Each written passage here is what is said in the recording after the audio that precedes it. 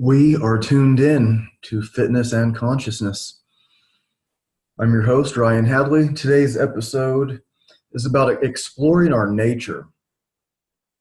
And I mean that, and I will be talking about it from several perspectives. So part of that is, our human nature, our behavior, our ways that are different from one person to the next. And I also mean that as our nature as in the earth that we have and what we're doing to it. And I'll explore what is nature. For instance, are airplanes natural? I'm going to do this through some stories. I've had some interesting things happen, some interesting, I think, perspectives to share. And I'm going to read some song lyrics, as I often do, and some poems, and I think from Kabir and Rumi. And it's kind of funny, as I was looking for ones to read, then I got my complete annotated Grateful Dead lyrics book. It's from the library, but man, I love the Grateful Dead. So I was thinking about Kabir and Rumi and these, poets from a long time ago, and Tagore, and then I ended up spending more time with my Grateful Dead book, and I think I've narrowed it down to just a couple of them. I won't read you all 400 pages of it today. I'd like to, but I'm not going to. I'll read just a couple songs. I'm going to talk about, well, let me start with the Grateful Dead song and get us warmed up, and then I'm going to get into some stuff that I saw on Facebook that a friend of mine has been posting about, and talk about some relationship stuff, and got a lot going on today, but I think it's going to all fit together, and if it doesn't, then it won't. This song is called Terrapin Station. It's in different parts, but if you're familiar with the Grateful Dead, this is one of their big ones, and it's really worth a listen. Terrapin Station, one. Lady with a fan. Let my inspiration flow in token time, suggesting rhythm that will not forsake me till my tale is told and done. While the firelight's aglow, strange shadows from the flames will grow, till things we've never seen will seem familiar. Shadows of a sailor forming, winds both foul and fair all swarm. Down in Carlisle, he loved a lady many years ago. Here beside him stands a man, a soldier by the looks of him, who came through many fights but lost at love. While the storyteller speaks, a door within the fire creaks, suddenly flies open, and a girl is standing there. Eyes alight with glowing hair, all that fancy paints as fair. She takes her fan and throws it in the lion's den. Which of you to gain me, tell, will risk uncertain pains of hell? I will not forgive you if you will not take the chance. The sailor gave at least a try. The soldier, being much too wise, strategy was his strength, and not disaster. The sailor coming out again, the lady fairly leapt at him. That's how it stands today. You decide if he was wise. The storyteller makes no choice. Soon you will not hear his voice. His job is to shed light and not to master. Since the end is never told, we pay the teller often gold in hopes he will come back, but he cannot be bought or sold. Terrapin Station. Inspiration moved me brightly light the song with sense and color, hold away despair. More than this I will not ask, faced with mysteries dark and vast. Statements just seem vain at last. Some rise, some fall, some climb to get to Terrapin. Counting stars by candlelight, all are dim, but one is bright, the spiral light of Venus, rising first and shining best from the northwest corner of a brand new crescent moon. Crickets and cicadas sing a rare and different tune, Terrapin Station. In the shadow of the moon, Terrapin Station. And I know we'll be there soon, Terrapin. I can't figure out, Terrapin, if it's the end or beginning, Terrapin. But the train's put its brakes on and the whistle is screaming, Terrapin, at a siding.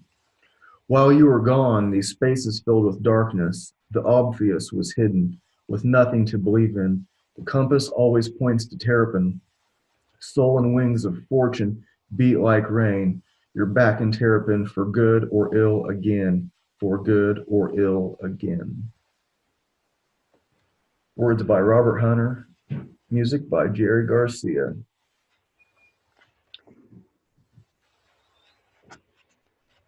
Pretty amazing. These like ancient poems that I'm reading through, and they're awesome. They've stood the test of time. But the Grateful Dead, man. Robert Hunter's lyrics. He wrote a lot of my favorite ones. I have a lot of favorite ones. I was teaching at class a couple days ago, and there's like 400 and some songs on my class playlist for my strength and conditioning class. And sometimes I'll give out points. I'll say 3 points if you know who this is. And there's some kids in the class, 10 years old, 14 years old. And there was like a Led Zeppelin song that came on. And so they're trying to figure it out. I'm giving hints, and I was like, oh, it's one of my favorite Led Zeppelin songs. And like the 14-year-old, she's like, you say all these are one of your favorite songs. And then my other student, she's like 40 years old. She's like, yeah, you do always say that. And I was like, yeah, it is like 400 and some of my favorite songs on this playlist. And I had another playlist that has like 200 and some songs, more like say love songs, and it has like 200 and some of my favorite songs on that one too that are almost all different from the other. I'll come back to that. The Grateful Dead. There's one more that I was wanting to read later. This friend of mine, he, I guess you'd say he hurts a lot from a lot of what has happened in this country, and maybe, all over the world, but I think especially sensitive to like what happened to the Native Americans. And we know some people that do like sweat lodges, and they have he's a part of that, and he's very sensitive to that. And I saw I'm not gonna call him out by name. I'm not trying to say anything bad about him. This is good. It's good to be sensitive to this stuff. But sometimes maybe when I'm explaining it, maybe it sounds like I'm thinking that I'm trying to like say I know something he doesn't. He's a lot younger than me, but I think he's right about a lot of this stuff. And part of what I'm thinking about for this show is in our nature. And this other friend of mine, who I'll explain later, we were talking about like global warming and man's role, and she's kind of in the we're all doomed kind of a thing. She just thinks it's we're all headed for a disaster soon. And kind of the way I see it is, I don't have such that gloom and doom point of view. People have been dying in hurricanes and tornadoes and floods and droughts and all volcanoes and all kinds of natural disasters for a long, long time. It's horrible. Uh, but we don't have, how much should we focus on the horrible? We shouldn't ignore it, but how much should we let it affect us? Maybe quite a bit. And we all don't have to follow the same path for sure. Like I was listening to Ram Dass, and he was going to give a talk in, I think it was like the late 70s, something like that, to some, he's like this spiritual teacher, and they asked him to speak at like this anti-aging thing for some like skin cream at like some like fancy department store or something. I can't remember who exactly it was, but like he seemed like a weird fit for this thing.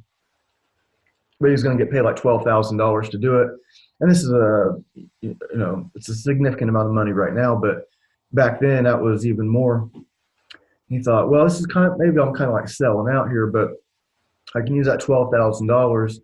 And in India at the time, for $5 and about 5 minutes, these doctors could take care of somebody's cataracts. And there's doctors that still do this in different parts of the world where they don't have the same kind of access there's people in India that listen to this show. So it's interesting that the reach of who's listening and the positions that we're in. But so for $5, we thought, okay, well, I'm going to go ahead and do this, which is kind of selling out. But if I use that $12,000 to help these people see again, because they wouldn't be able to see otherwise. They don't have $5 to take care of this. But if he could give all those people the money, then is he really selling out if he can do that much good with that much money? But we focus on these different things, don't we? The stories that we tell ourselves really make up our life. I used to listen to a lot of politics when I was driving a cab, which I quit driving a cab. It was just about a year ago.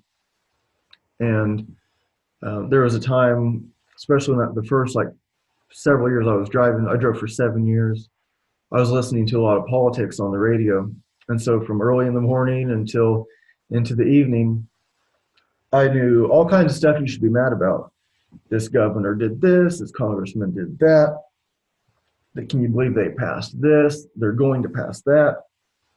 And I could name every day, there's like 20 things that we should all be really upset about. And then I quit listening to it. And we need to pay attention. But how much attention? Do we have to pay attention?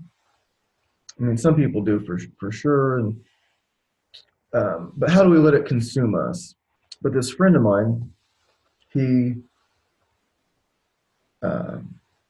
pulling this up on my phone here. Sorry. He said something about revolution. Like he's ready for the revolution. And he's like in his early 20s, and I'm 39. And well, I think we have to be careful what we ask for when we're talking about revolutions and the stories that we're telling ourselves and how we get carried away. And I don't know that I can say it any better than John Lennon and Paul McCartney. So this is a song called Revolution by the Beatles. You say you want a revolution. Well, we all want to change the world. You tell me that it's evolution. Well, we all want to change the world. But when you talk about destruction, don't you know that you can count me out? Don't you know it's going to be all right, all right, all right? You say you got a real solution. Well, we'd all love to see the plan. You ask me for a contribution. Well, we're doing what we can. But if you want money from people with minds that hate, all I can tell you is, brother, you have to wait. Don't you know it's going to be all right, all right, all right? You say you'll change the Constitution. Well, we all want to change your head. You tell me it's the institution. Well, you better free your mind instead. But if you go carrying pictures of Chairman Mao, you ain't going to make it with anyone anyhow.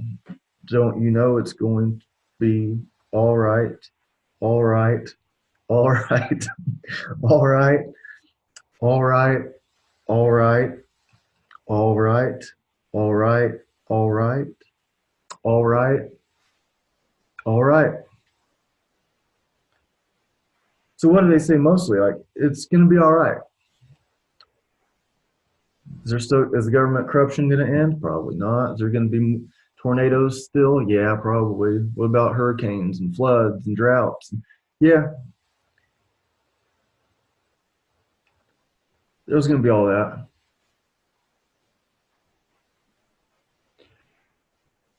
You know, if everything was perfect, there would be no movement.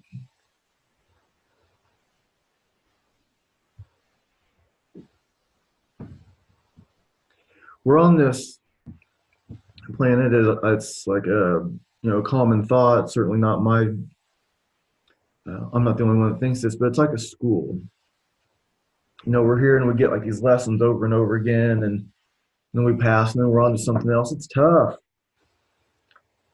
Money problems. Well, this other person doesn't have money problems.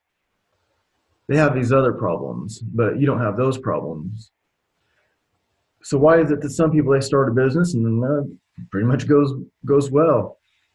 Somebody starts out as a personal trainer and they start getting clients and they can build and build, and somebody else, they start as a trainer and they're just struggling. They don't understand why. And it doesn't seem to have anything to do with skill or results. It's just funny how it works. So we're all here to, I guess, do what we can, right? And follow our own way. And so, like this buddy of mine that was talking about revolution,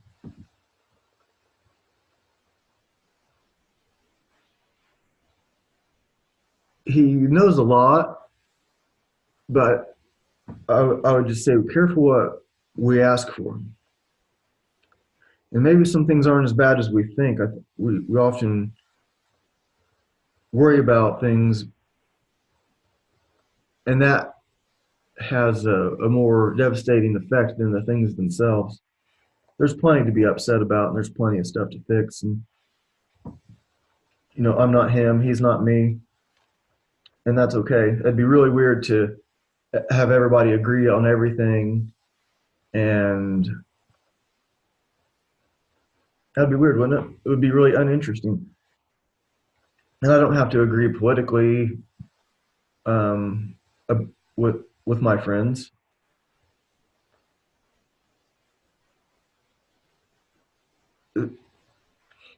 I was with a friend last night, and I've explained her before. It's like there was a time when she was kind of more than a friend, and then not a friend, and then it was like we more than a friend, and then not a friend, and now we're we're just friends. And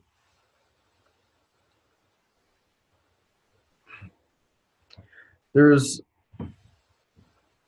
it's not that I'm gonna say I don't care, because I do. That's why I'm talking about it.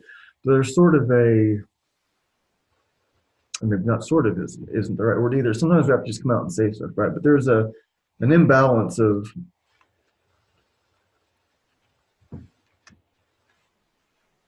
I guess you could say, the financial investment in our relationships, even if it's just as friends. And I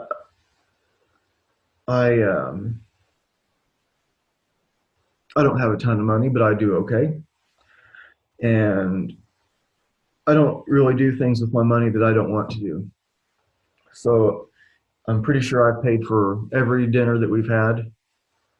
I've paid for all the carry out. And I've gotten her like some little like gifts for her birthday, and um, we haven't been hanging out since I've had a birthday. But um, there was this. I don't know how to explain. 'Cause I don't know if she's gonna listen to this show, but there was like this little something that I got for her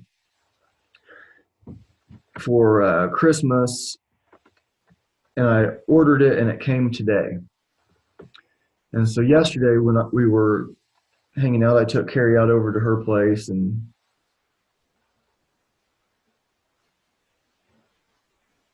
hung out pretty much just long enough to eat it. And we talked about, like, for some reason she started talking about like global warming, and it should be colder, and it was cold earlier, and it's not, and so I was like, well, no, I was explaining like the numbers, and it's like perhaps man has had like less than 1 degree. Now, according to NASA, it's like zero point 0.9 degrees Celsius as the temperature increase since like the 1800s, I think it was, or maybe like 1900. And how much of that has to do with man, I don't know. It's not so easy to tell. So when you're looking for the numbers, so like man is causing global warming. How much? Okay, I'm not saying it's not true. I'm just saying let's talk about numbers. What's natural? Sun cycles, that seems to have an effect sometimes, not all the time.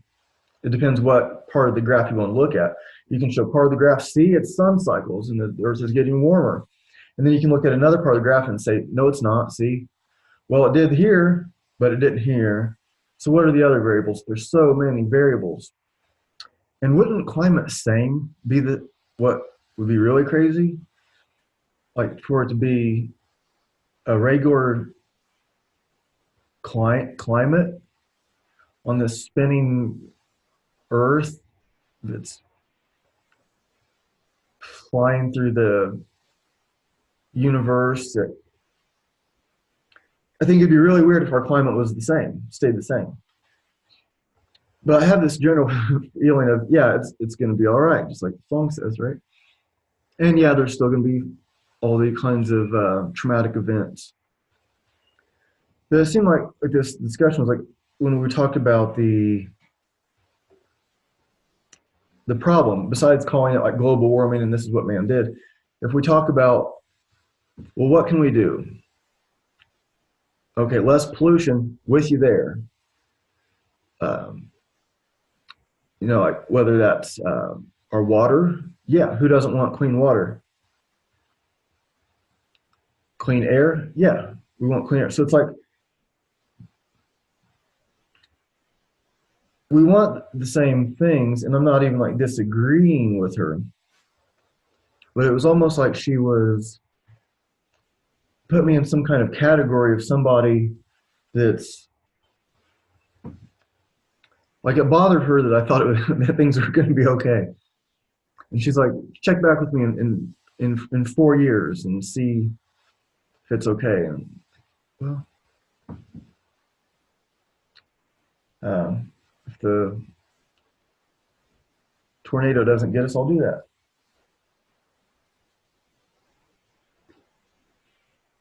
But I don't think like less of her. We don't have to agree with whether the Earth should be some particular temperature at this particular spot on the Earth. We're in Indianapolis. You think it's supposed to be 5 degrees warmer or cooler, or at 1 degree or 2 degrees? It gets really weird for me, and but the numbers that I knew, they were accurate. But anyways, what I was wondering was it was somewhat like unpleasant of a conversation. I don't like to argue about stuff, and um, we weren't really arguing, but it was just like it was just kind of weird. And then so this the thing that I ordered for her came today. I was like, I like this. Maybe I should just keep it.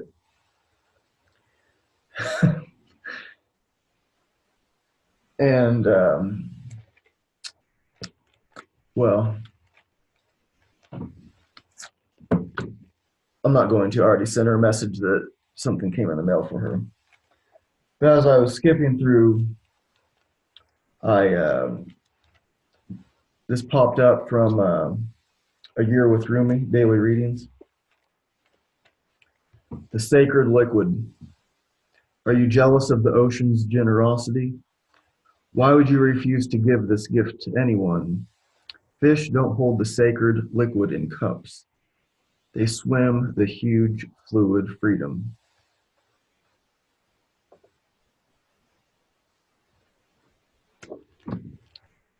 Now, I don't know if that has anything to do with my exact point, but it's like the gift. Why did you refuse to give the gift? You got it for give it to her. And it's not like some huge thing. It's not that really that big of a deal. But as I was thinking about the lack of reciprocity, and I thought, well, why do I give her these little things? If I go to get some incense, I might bring her some incense. Maybe I'll split my incense with her. And sometimes like the incense I get, it's $1. It's like a nice incense, but it comes in like these little boxes, and it's just $1 at the Tibetan store. And I give her a little bit of that. So it's like these are not huge, elaborate, expensive gifts that I'm doing. And she's like, oh, I'm getting some incense. I'll pick her up a little bit. And that's only happened a few times. It's not like this is a ton of stuff that I'm doing. But yeah, to add up all the dinners and then if you're keeping score, and it's not cool to keep score, or maybe it is okay. Uh, it's not equal. It's not equal. I think it's like the nature. So what do we expect? And like, what do we do? And there's a story of the snake and the man. And I'm not calling her a snake. She at, at all. This is just about nature and what we can expect out of. I had a friend that would say you can always trust people to be themselves. So if somebody just doesn't have that like natural, they just want to always give people little stuff. I'm giving her like a little rock. I found like a rock. Just give her a rock. It doesn't cost me anything. I give her a rock. It's a cool rock. I saw the rock. She popped in my mind. I give her the rock. I think it's cool. It's just a rock. But it's more than that too, right? But the story of the snake and the man. So um, there was this man, and he was seen uh, pulling the snake out of a fire, and the snake bit him, and it made him drop the snake back in the fire. And he picked the snake up again, and it bit him, and he dropped it back in the fire. And somebody's seen like, why do you keep trying to pick up that snake? You know he's going to bite you. Well, it's my nature to want to help the snake, and it's the snake's nature to bite the man. It's not good or bad. It's just what it is. And so they kind of like figured out, they're like, okay, you can get this metal pole and pull the snake out of the fire with the metal pole, and then you don't get bit. So I think a lot of us have different ways that we're that man. We have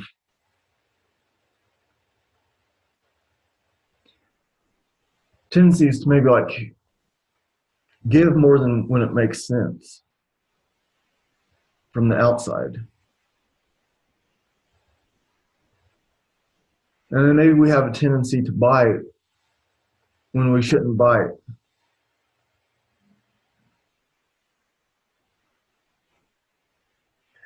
Um, Kind of changing the direction sort of, but still staying on the nature thing.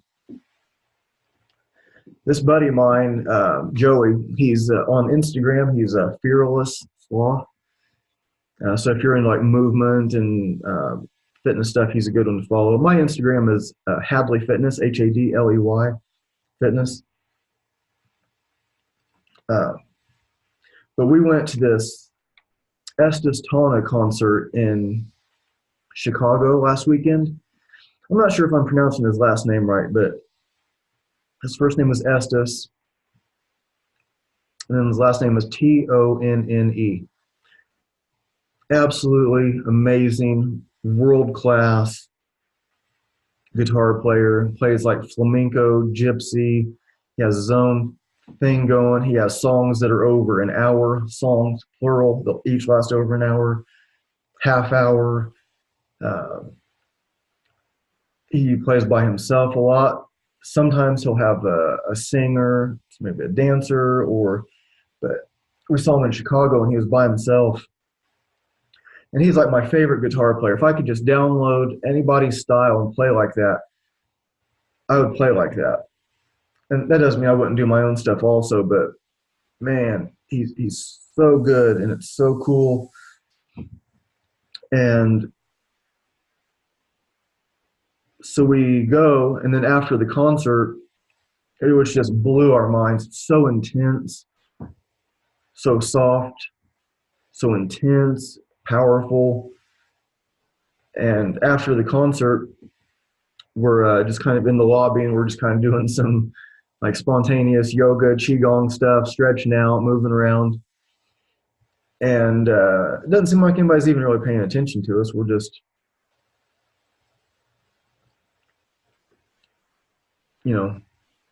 doing our thing. And I look over, and Estes was over there. It's like, oh man, he was talking with somebody, and he's from like Ukraine. He doesn't say he's from anywhere really, but he's like from everywhere kind of guy. But he was talking to some other people, and I thought maybe they were his friends because there were a lot of people with like Eastern European sounding accents there, but so it looked like he was kind of like talking to this like little row of them, three people maybe. And so I nudged my buddy. He's like, there he is. And I was like, let's go talk to him. So we go up and I stand there, and he talks like one person, and then he gets to us, and he addresses my buddy first, gives him a hug, little kiss on the cheek, and then he shakes the hand, like gives me a handshake, hug, kiss on the cheek, and it's just like, it was really cool. And so we're talking, and I asked if I could see his hands, and he showed me his hands, and I told him that he was my favorite player, and I told him that if I could download anyone's style, it would be his. And then he started telling me about styles. He's like, don't really think about styles, and he's like, just do what you think sounds good.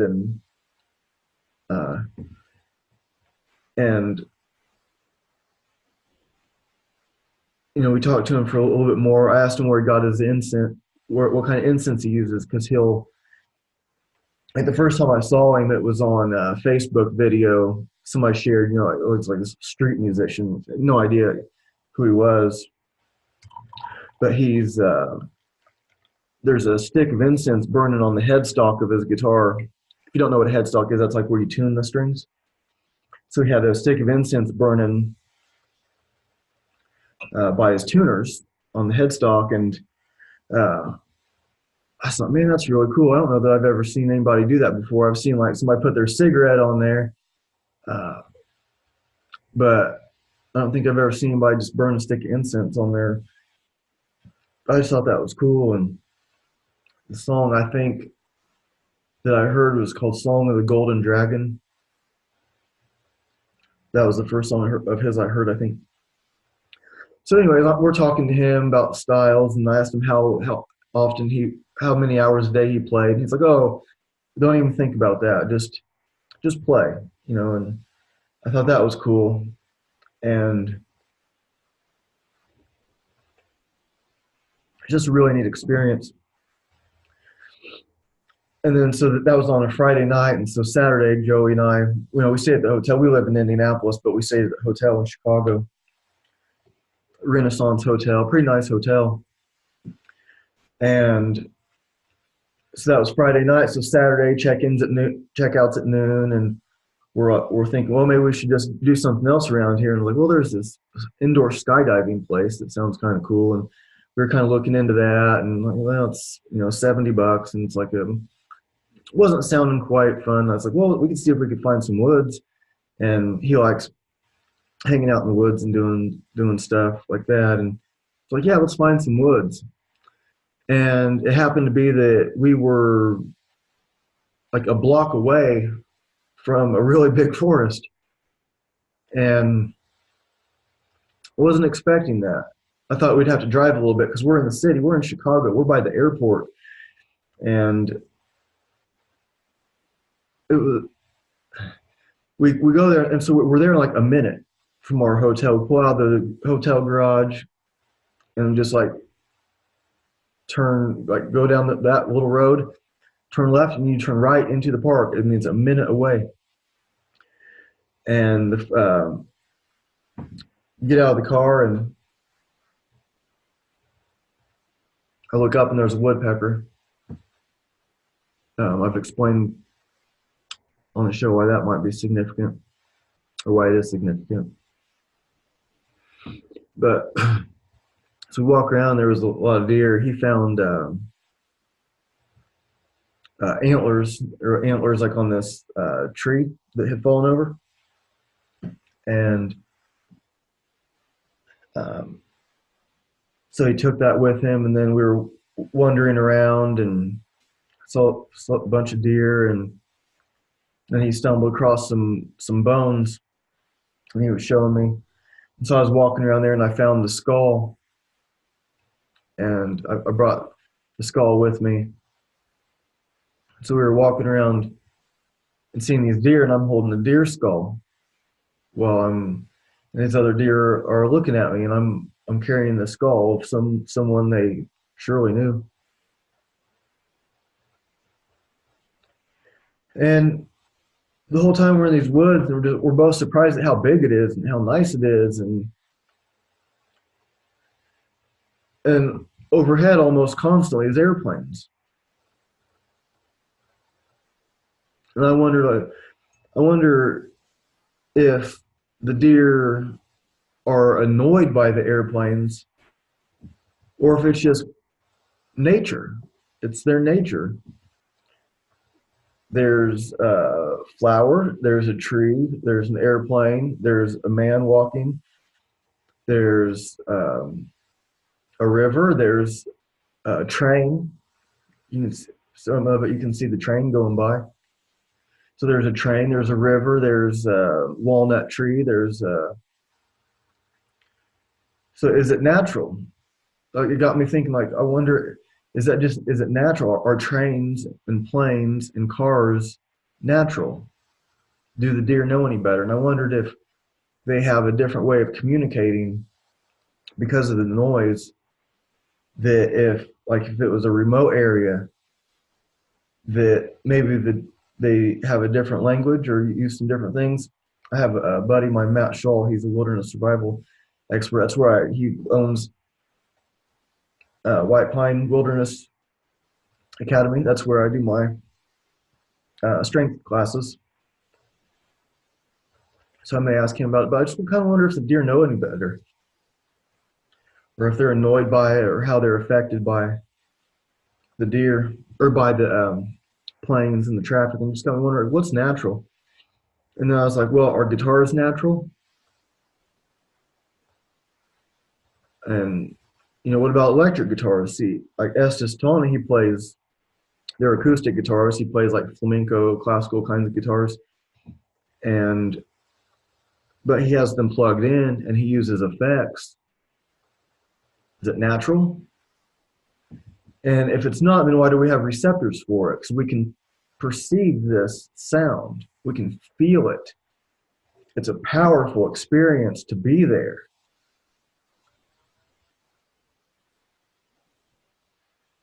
So is that natural?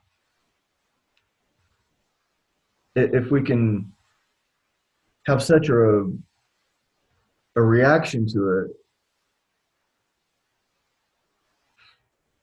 and so maybe there's not a real good definition of natural. Maybe it changes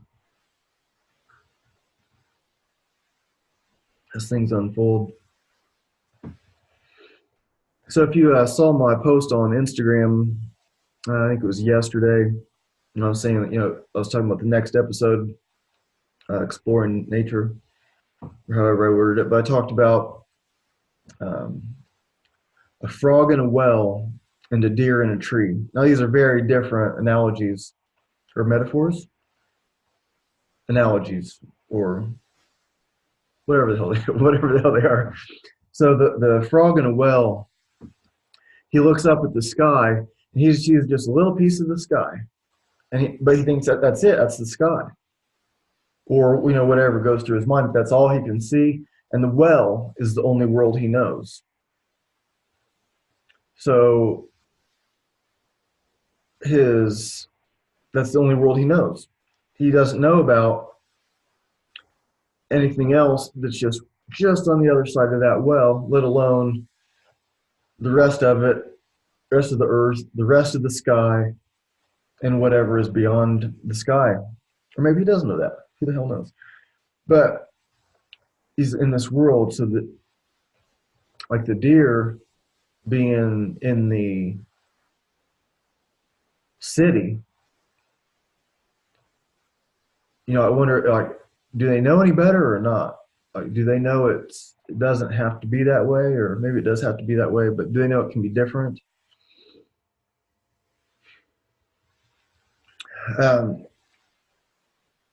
Maybe I'll expound on that later, but just the frog in a well. In a way, we're all just frogs in a well. The world we know is the only world we know. There's so much we don't know.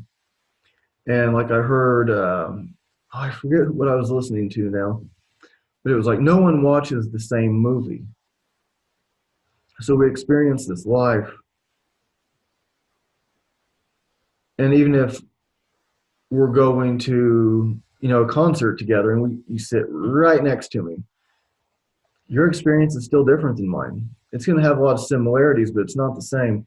And if you read a book and then you read it again, you're like, oh, I missed that part. Oh, here was some foreshadowing I missed. Oh, I learned, I missed that. I found out this makes sense now.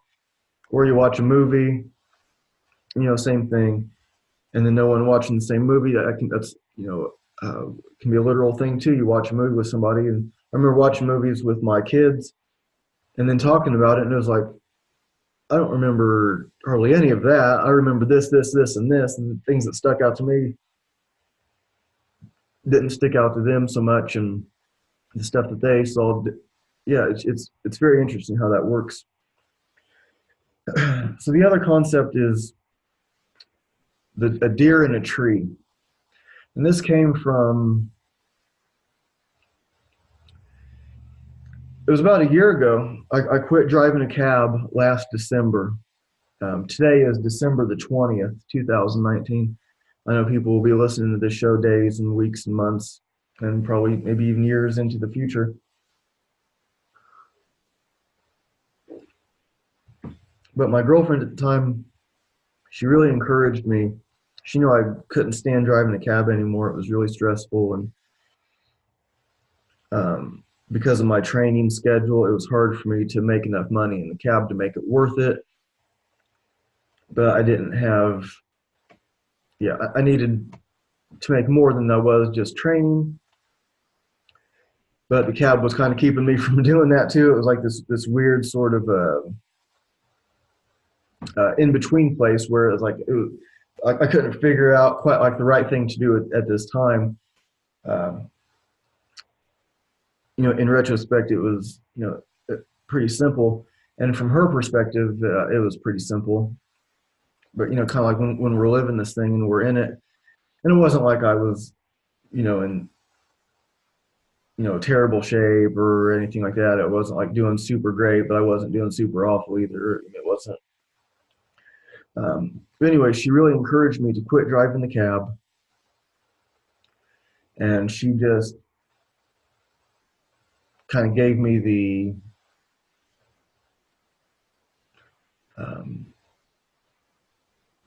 the thinking that it'll be okay. At the time, we hadn't been together that long, but she kind of saw this as just part of our journey and investing into our uh, future. So she's like, you know,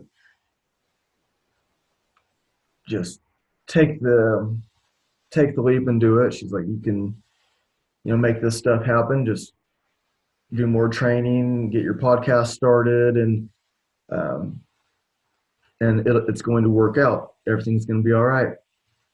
And so I did.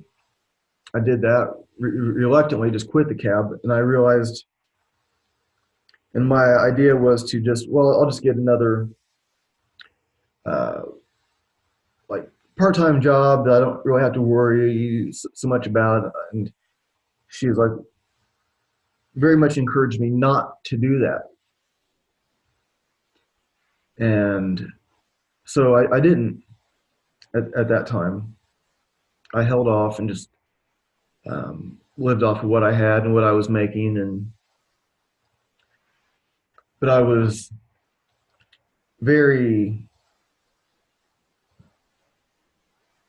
I was like sure, but unsure at the same time. It was a very strange, difficult time. It was a huge relief to stop driving the cab.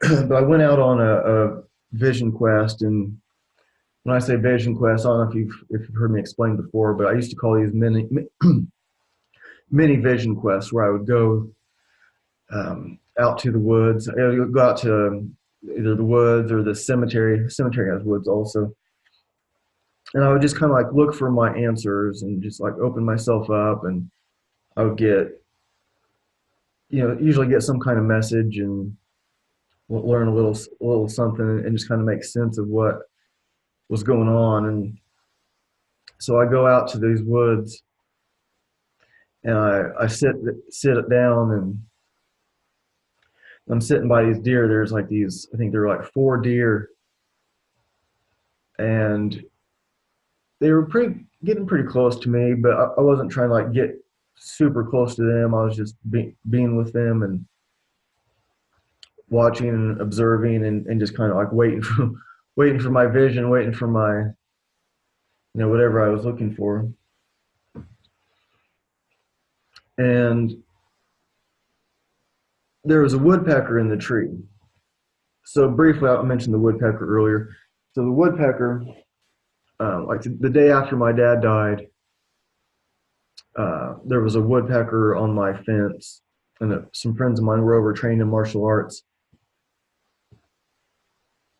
And I asked what kind of bird that was, and my buddy said it's a woodpecker.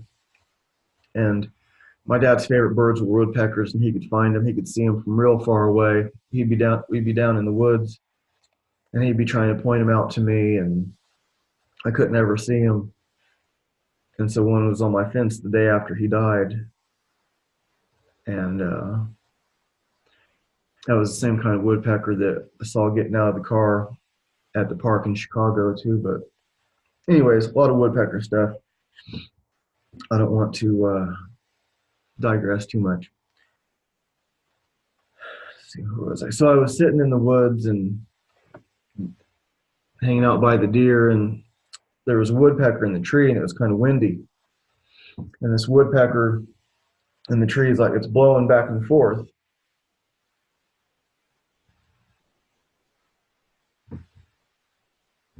And so like, well, what's the big deal?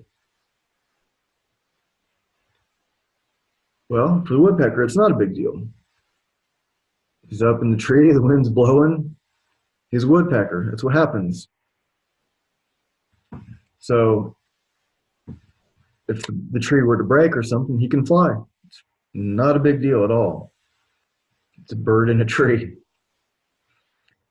And I'm looking at the deer, and I was wondering what about a deer being up in a tree.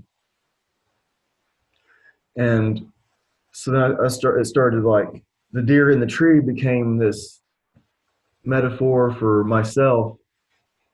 Like I'm in this uncomfortable position, trying to make this business stuff happen.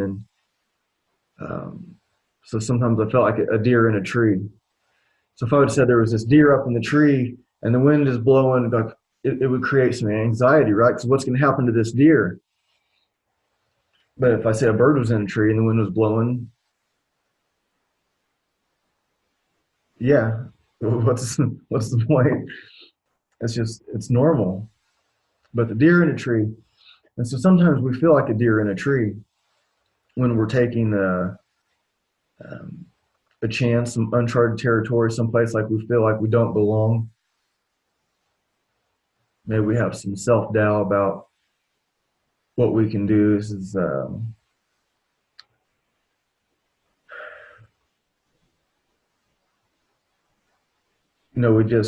we have our comfort zones, and for the deer comfort zone's on the ground. And the deer's comfort zone compared to the squirrels that were around me, squirrels will get pretty close. I mean, almost just hopping right over my legs that were stretched out. And for some reason, squirrels seem a lot less worried about us. But the deer don't get it as close as the squirrels. Their comfort zone is different. And the squirrels will be, up in the tree flying around. But anyways,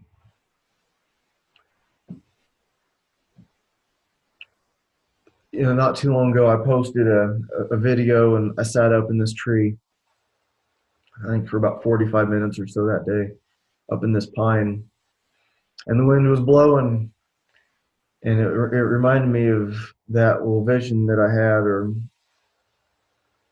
realization that I had, the deer in the tree. Because at first, like, whoa, I'm getting pretty high up, 30, 40 feet or something like that, I'm not sure. And the wind is blowing, and it's making me a little nervous because I don't want to fall. And after a while, you kind of get used to it. I got more comfortable up there. So the wind would blow. Okay, just grip on a little tighter. It's okay. So we get kind of used to these different comfort zones as we push ourselves.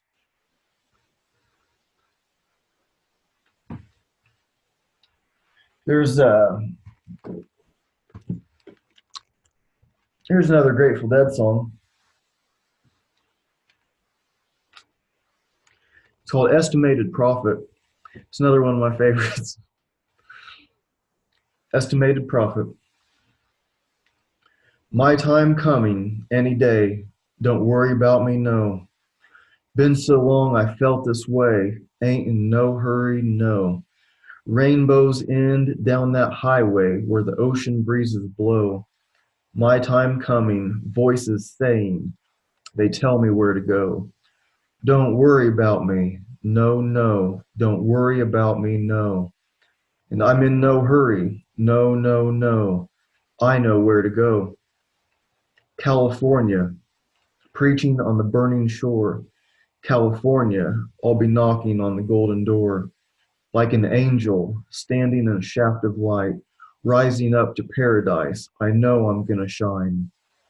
My time coming any day, don't worry about me, no. It's gonna be just like they say, them voices tell me so.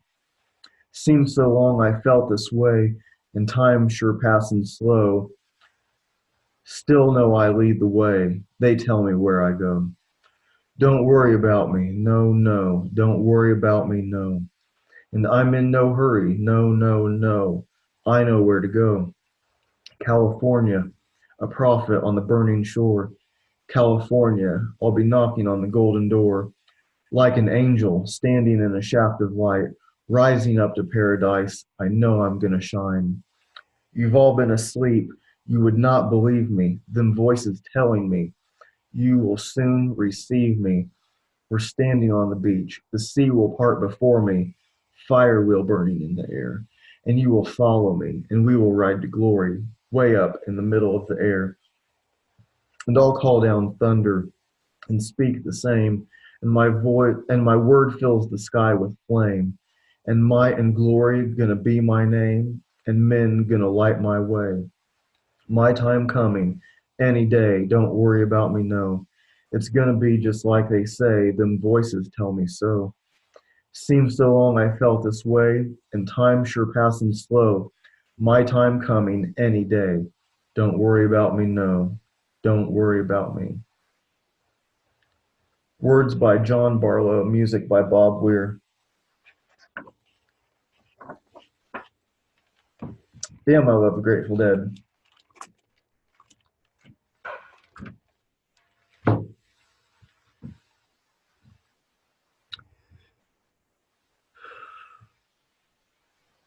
I think I'll wrap this episode up.